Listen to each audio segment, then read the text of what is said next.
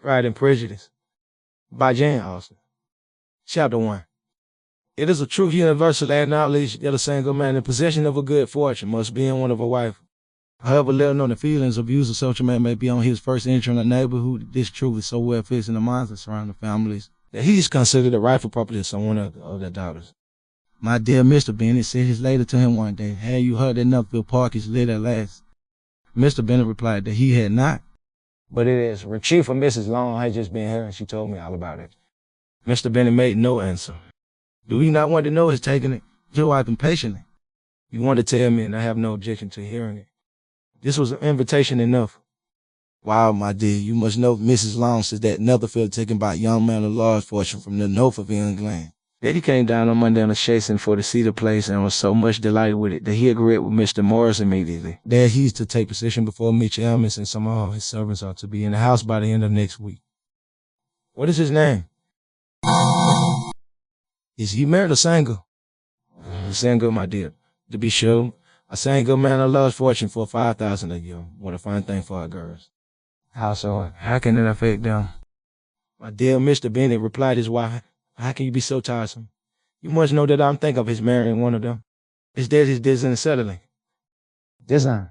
Nancy, how can you talk so? But it is very likely that he may fall in one of them. Therefore, you must visit him as soon as he comes." "I see no occasion for that. You and the girls may go. You may send them by themselves, which phrase will be still better, for as you're as handsome as any of them, Mr. Bennet may like you the best of the party." "My dear, you flatter me. I certainly have my share of beauty, but I do not pretend to be anything sure no. When a woman has 5 grown-up daughters, she ought to give over thinking of her own beauty. In such cases, there's not often much beauty to think of." "But, my dear, you must indeed go and see Mr. Bingley when he comes into the neighborhood." "It is more than I engaged for, I assure you."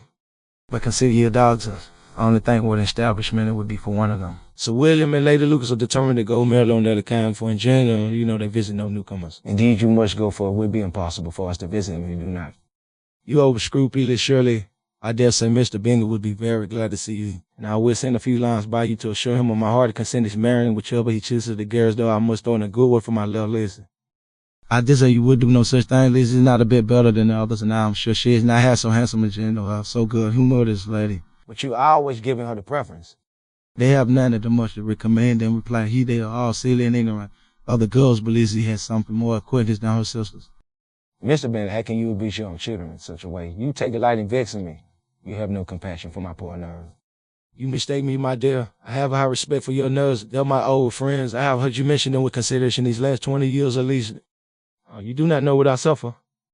"But I hope you will get over it and live to see a young man of 1,000 come into the neighborhood." "It will be no use to us if 26 should come, since you will not visit them." "Depend upon it, my dear, that when they are 20, I will visit them all."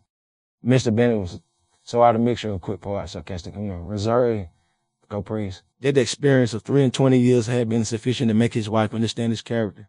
Her mind was less difficult to develop. She was a woman that may understand a little information and a certain temper, but when she was discontented, she fancied herself nervous. The business of her life was to get her daughters married. Its Silas was visiting news.